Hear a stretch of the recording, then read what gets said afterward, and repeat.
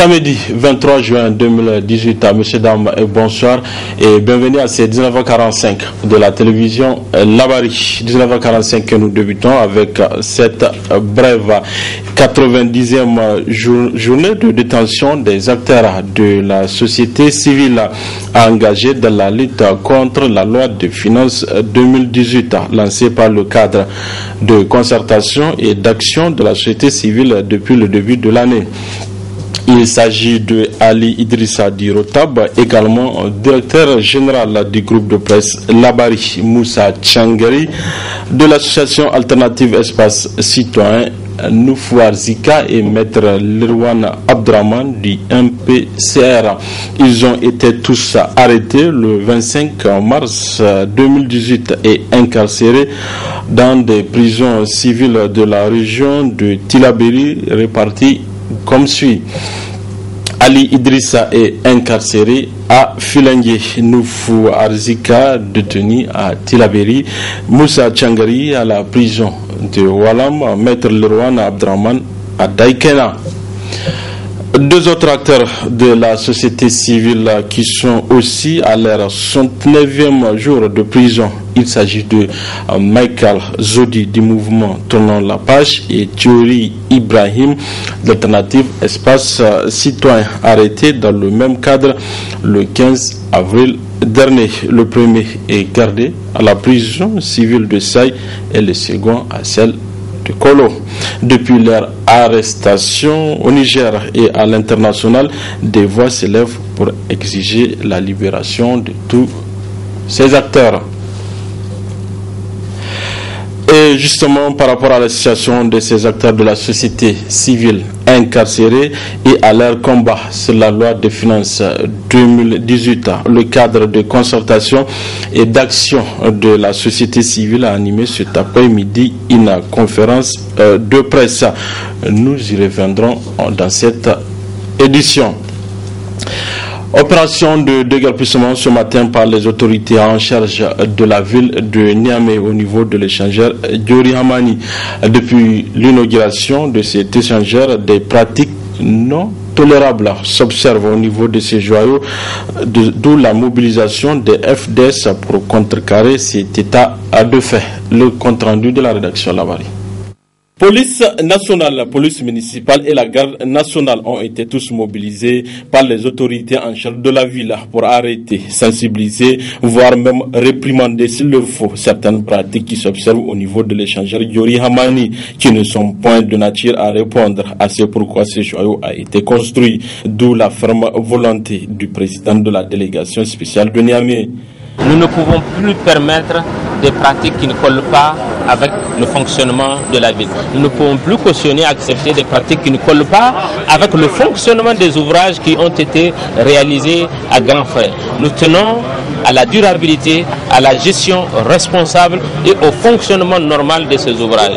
Plus jamais l'occupation anarchique de voies, plus jamais la mobilité ou bien le déplacement à contresens, plus jamais le salissement ou bien en tout cas le rejet des ordures dans la ville de Niamey, plus jamais de comportements en tout cas qui ne collent pas avec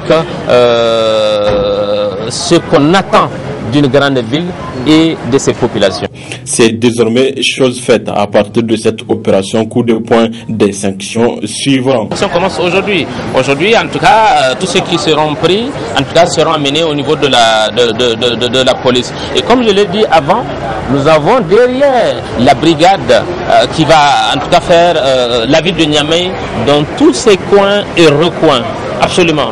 Mais cela, de toutes les façons, reste un travail, mais pas nécessairement suffisant. Ce travail ne sera suffisant et complet que lorsque nous avons une dynamique locale.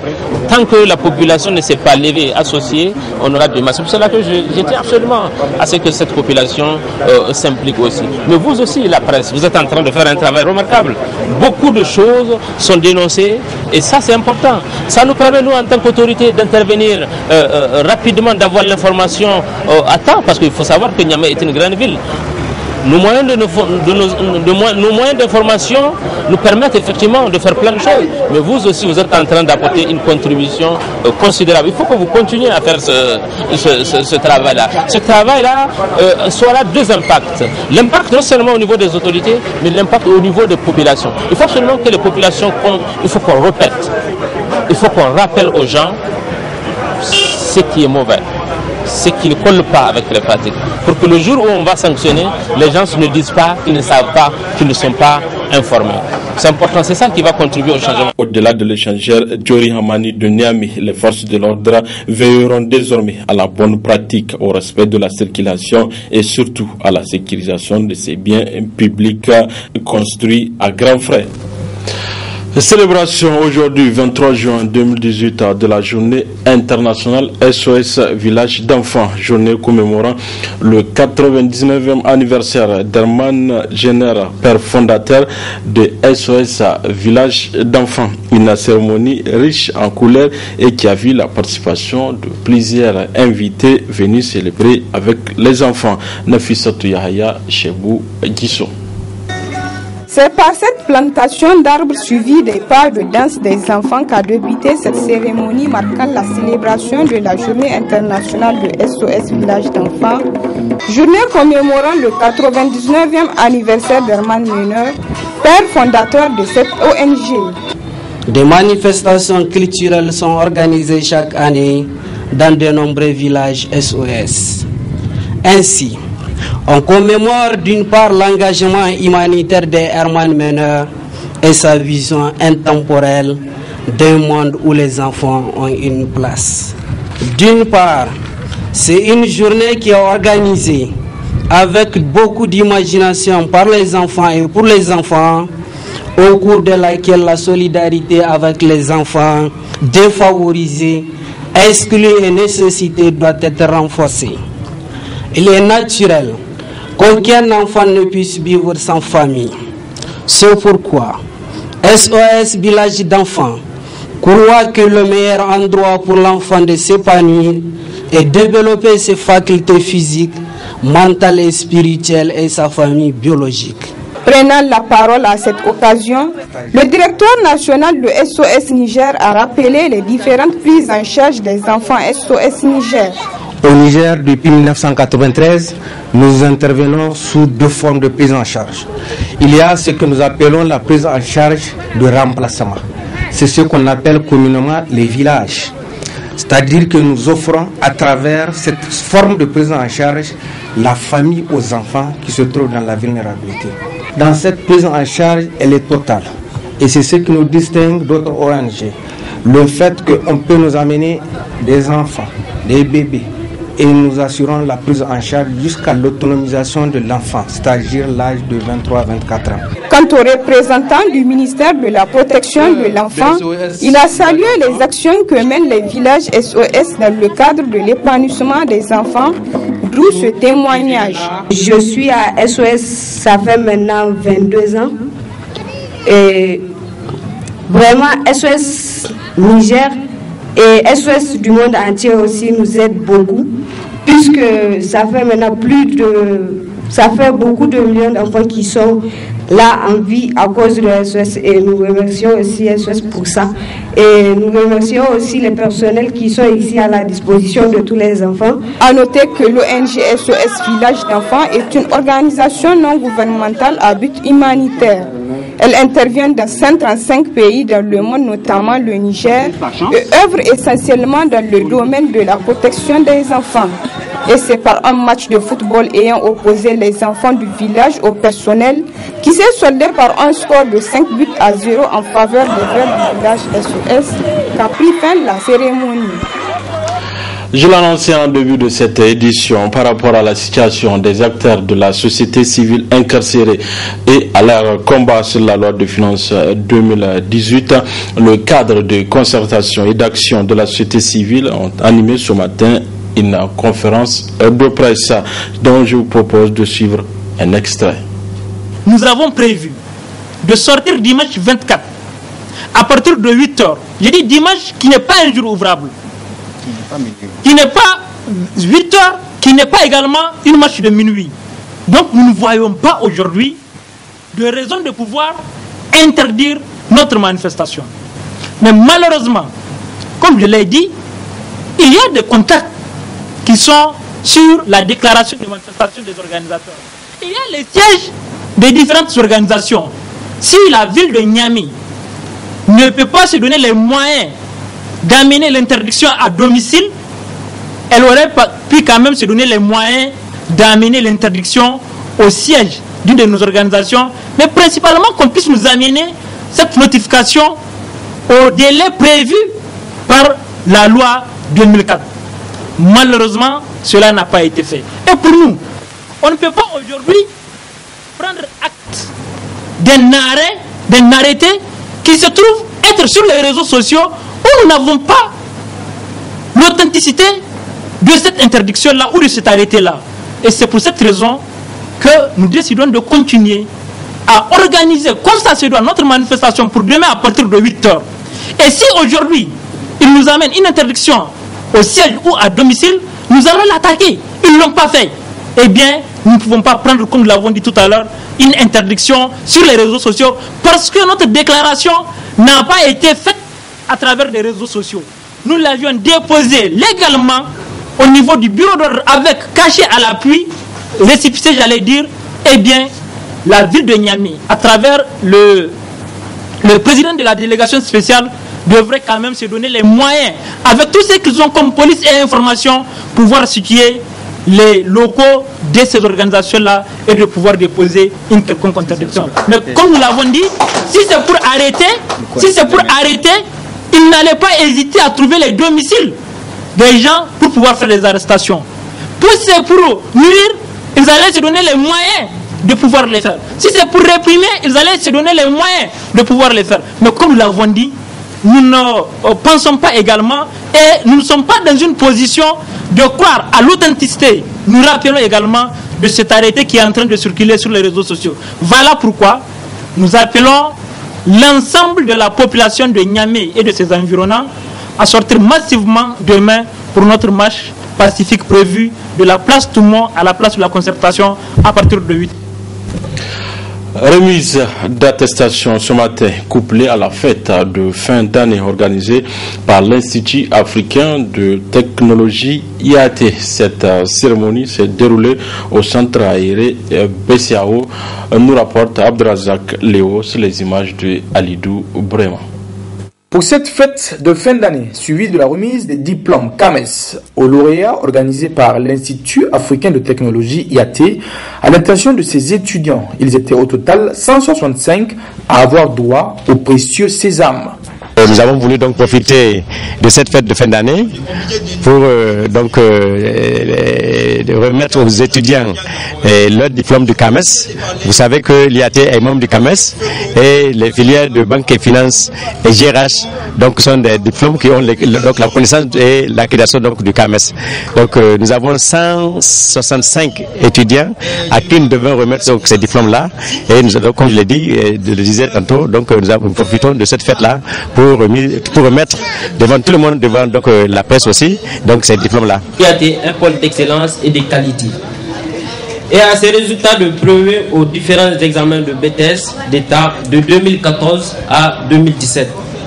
En effet, la présente journée du 23 juin consacre le 19e anniversaire de la création de l'Institut africain de technologie, mais aussi marque la 15e fête d'année de l'école, qui coïncide avec la remise des attestations CAMES aux étudiants des filières gestion des ressources humaines et banque finance. Cette journée marque pour les titulaires de ces attestations la fin d'une période de vie qu'ils ont eu la chance de partager ensemble, mais également elle marque le premier jour du reste de leur vie. Ces années passées à l'école furent denses non seulement en apprentissage mais aussi en émotions fortes et en rencontres. Une fête qui était très belle et à laquelle les partenaires ont assisté. Aujourd'hui, officiellement, c'est la fête de l'IAT, mais c'est notre fête aussi, parce que nous sommes dans un regroupement où personne ne doit lâcher l'autre. Et ça, nous sommes jurés de ça, je pense. Et ce que je puisse dire, c'est que Au nom de la région dont je suis le porte-parole, nous souhaitons bonne fête à toute l'administration de l'IAT, bonne fête à tous les élèves de l'IAT, mais surtout retenez que l'IAT, comme l'a dit les uns et les autres qui nous ont précédés, nous n'avons pas besoin de répéter, mais nous le répétons aux élèves de l'IAT que vous êtes dans une grande école. Du côté des lauréats, c'est un sentiment de satisfaction qui domine. Un sentiment de joie qui m'anime. Je pense que cette cérémonie donc, est un événement fédérateur qui conclut brillamment donc, un chapitre de notre vie et qui ouvre vraiment des portes de projet, je pense bien à notre avenir. Ce n'est pas un diplôme de maison, mais plutôt c'est un diplôme international. Donc c'est un diplôme. C'est des gens sur le CAMES, c'est des gens qui forment des cadres, des diplômes dynamiques, compétents. C'est ça, nous les remercions beaucoup. Des prix de l'innovation technologique ont été remis correspondant à la première édition Regain 2018.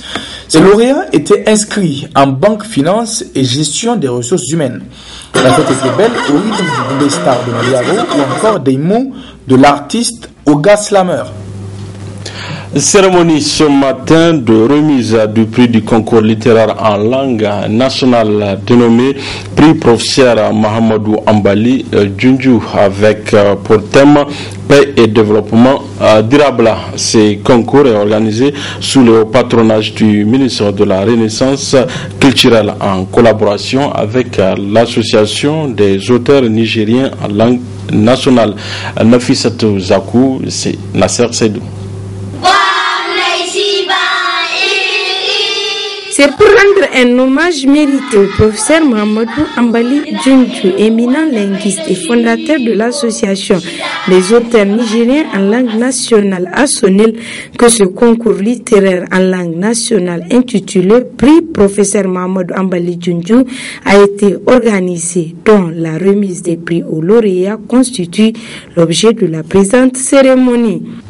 L'association ASONIL, de par ses objectifs, apporte sa contribution dans la mise en œuvre des programmes d'éducation formelle et non formelle en mettant à la disposition des jeunes et adultes des ouvrages dans les 8 langues nationales.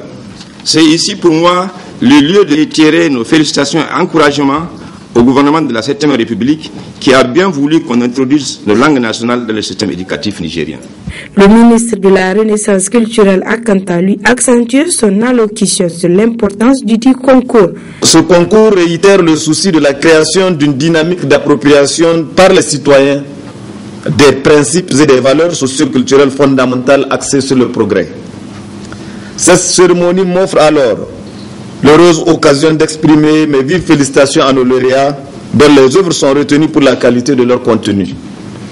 À ceux des candidats dont les œuvres n'ont pas été retenues, j'affirme avec conviction qu'ils n'ont pas démérité. J'exhorte donc les uns comme les autres à continuer cette œuvre salvatrice de promotion et de préservation de nos langues à travers les cadres qui peuvent s'y prêter en vue de produire chez les Nigériens une prise de conscience susceptible de leur permettre d'opérer individuellement et collectivement les changements qu'exige la modernisation sociale, économique et politique de notre pays, objectif ultime de la renaissance culturelle. Ça m'a suivi le moment tant attendu, la proclamation des résultats par le président du jury. Nous avons déterminé, comme le règlement le prévoit, 3 prix. Le premier prix revient à l'œuvre intitulée Zaman Lafia de Tigaba Maidorewa de M. Hassan Maman Dinay avec une moyenne de 15,25 sur 20. Le deuxième prix, Zaman Lafia Yafizama Dansarki de Mani Kasumawa de Calgary avec une moyenne de 14,25 sur 20. Le troisième prix, Zoufar Kale de Soulema Rojeto avec une moyenne de 10 sur 20. Il faut noter que c'est pas la remise des prix aux lauréats, la remise des trophées et des témoignages de satisfaction aux différents collaborateurs de ce concours qu'a pris fin la cérémonie. Le CS Amadou Madougou de Liboré a servi de cadre ce matin à la 16e Assemblée Générale Ordinaire de la Mutuelle d'épargne et de crédit Irkoy Gomni.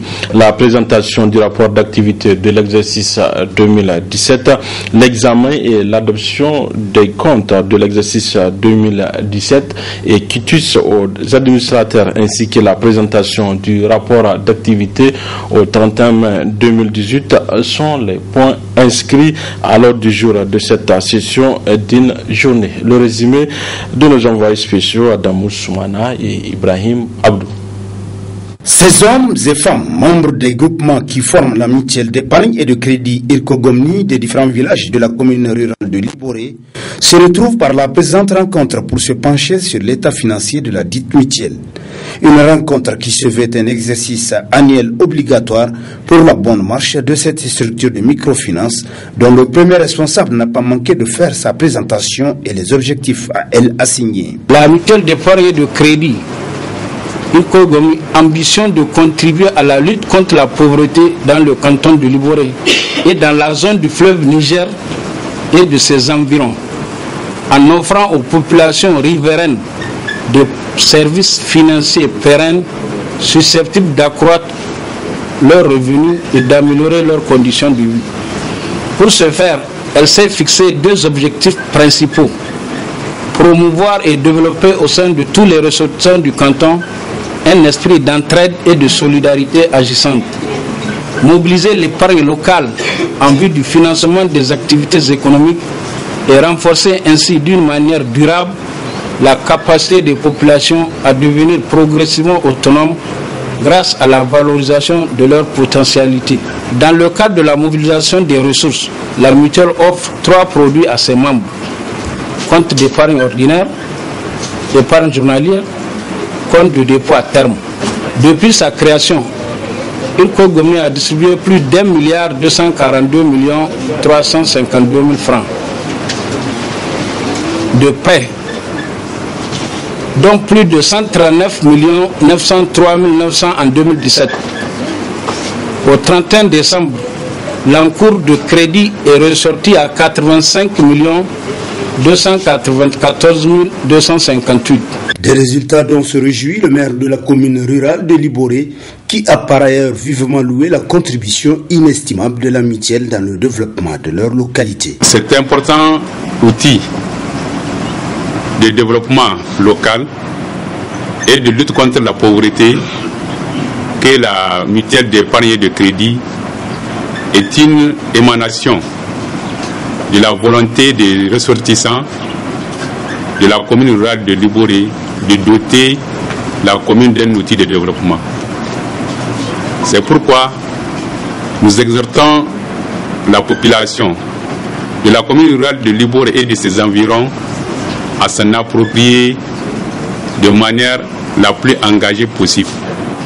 C'est de leur appropriation que découle le développement et l'impact de ces interventions sur la population. Abondant dans le même sens, les différents partenaires de la mutuelle et le premier responsable politique du département de Kolo ont unanimement loué l'exemplarité de la structure de microfinance Irkoy Gomni, sans oublier de prodiguer des sages conseils à ses membres pour sa bonne marche. La mutuelle d'épargne de crédit Irkoy Gomni, une référence en matière de microfinance faisant la fierté des populations de Liboré, trouvera sans nul doute à travers ses conclaves les voies et moyens permettant son plein épanouissement.